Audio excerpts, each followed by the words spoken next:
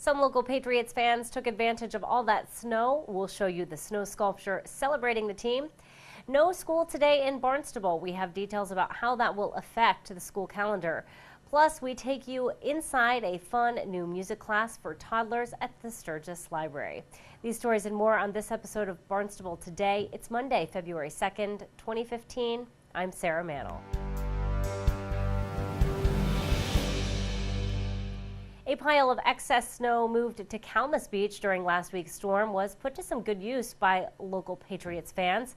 Town manager Tom Lynch was on a tour with DPW crews when he stumbled across the very large tribute. As you drove into Calmus, you had what we were calling Mount Calmus, because you had just these mounds of snow that we had cleared from Main Street so that you could economically, open up the street for our merchants. And then down on the side toward the bathhouse and the snack bar there are actually on the right-hand side stairs cut in, so you could walk up the stairs. They were all multicolored. Of course, you had the Elvis logo there of the Patriots, and then New England Patriots written into. Someone, spent a lot of time up there, and having shoveled a lot of snow myself over the past few days, they really carved it out, and it was just kind of one of those surprises. And hopefully today's rain did not wash away that Patriots snow sculpture. And of course, congrats to the Patriots for their Super Bowl win. Officials with Barnstable Public Schools made the tough decision to cancel school today. While we didn't see the severe weather initially predicted, Superintendent of Schools Dr. Mary Schakowsky says they made the decision with our children's safety in mind. And I think sometimes you think about us as individuals driving cars, but when you've got every day we send out 45 buses filled with kids, and it covers 66 square miles of territory. And side streets can be tricky. Buses taking corners where we still got high piles of snow and corners. It is dangerous. And the last thing I want is to have a bus stuck on a side street or anywhere with a bunch of kids on it, and and it's supposed to get bitterly cold this afternoon. So a lot goes into these decisions. I mean, obviously, it's been a very, very unusual week where we've used all of our snow days as of today, which is 5, and superintendents build in the snow days because of this. And we were initially supposed to get out on June 17th, and right now it's June 24th. Dr. Schakowsky says the school committee will discuss the snow day situation during its meeting this week. One option being considered is to add a school day on Good Friday. A local library is helping give toddlers a jump start to their musical education. I got a chance to experience the new class firsthand and talk to instructor Alicia Mathewson to find out more. Hello to Charlotte, so glad to see you. A new class at the Sturgis Library has a lot of toddlers move in and groove into the music. The free class for children 4 and under is led by local musician Alicia Mathewson. Mathewson said she was excited when Youth Services librarian Megan McClelland suggested she teach the class.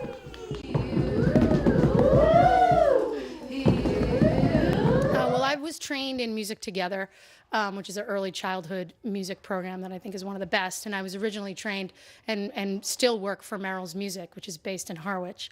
And then because I'm a Barnstable Village person, Megan, who runs the kids programs here, knew that I did music and said, hey, would you do something at the library? And that's how this happened. Music is incredibly powerful. And then when you're trained in early childhood music, you know how to use sound and use rhythm to connect people and to connect energies. And the parents are a big piece too. So this crowd, hopefully you saw how engaged they were. And then kids, when they come into a new environment and if there's a lot of kids there and it's new, they're not quite sure. But as long as the parent is making them feel safe, then they have that space. If they're ready to open up, they can.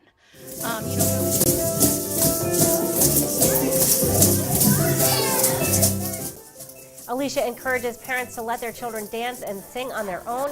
She says kids learn a lot by watching their parents, grandparents, or friends participating right alongside them. Again, that's the excellent training that I got through the Music Together program that's been around for over 25 years. And it's based on evidence-based research they've done. And the child needs to explore. And if you're just engaged in the music yourself, they pick that up for you. You know, it's like anything, talking, eating, you're letting them do it. And a lot of times people want kids to do music the right way. And it's really about laying that modeling for them to learn how to do it. Because if you're focusing on this is the right way to do it, you're not allowing them to have that experience. And kids are going to learn in play, and they learn in freedom. So you want to give them opportunity to get the rhythm in their body however they do it, and not just the way we might do it as moms. Put the rhythm in your feet and go. Lots of moms, dads, and even grandparents have signed up for Movin' and Groovin'.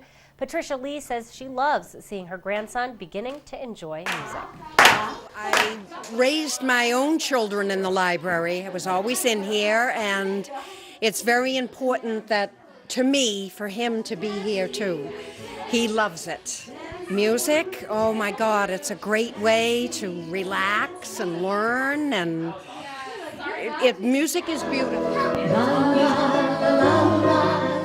Susan Foss says for her little ones, it's a fun trip out of the house and a great way to burn off some of that extra kid energy. It's winter and we got to get out of the house. Plus it's great. Like, I don't know, like she was in the middle dancing around. She loves it. So it's good to feel the beat and, get them moving. Alicia's great. Like, I mean, she, tries to get everybody moving and gets them all, interacting. So, it's great to come to the library. Give a little wiggle and fold them, wiggle and fold them. Give your head up.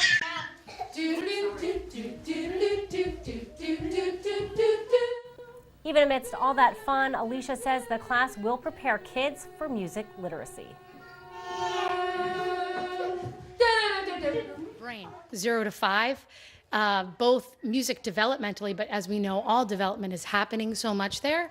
And, we live in a society that values literacy, reading, right? Well, music literacy. Music is the only thing that activates every part of our brain.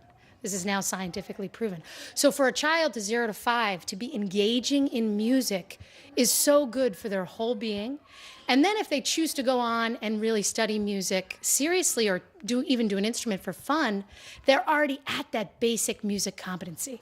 So just the way we think about literacy, like Head Start, like get those kids ready, music's the same thing. And it's so fun as a family to sing and dance together, and you're not taking a test and there's no one way to do it, but you're engaging and you're developing as a thinker, as a being, as a person. If you think about how you feel at the end of your day and you put on a piece of music and maybe you dance around your house, music can actually move energy. It gives kids an opportunity to express. There's a two-part thing happening. So there's an input and there's an output, and they're getting that opportunity. And it's embodied, it's in person, it's not technology. I did use some recordings, but for the most part, we were singing and making our own music. So much of our time now is we're taking information in. So music and movement and communicating that way is a way for them to express. It's so important. And this is my passion.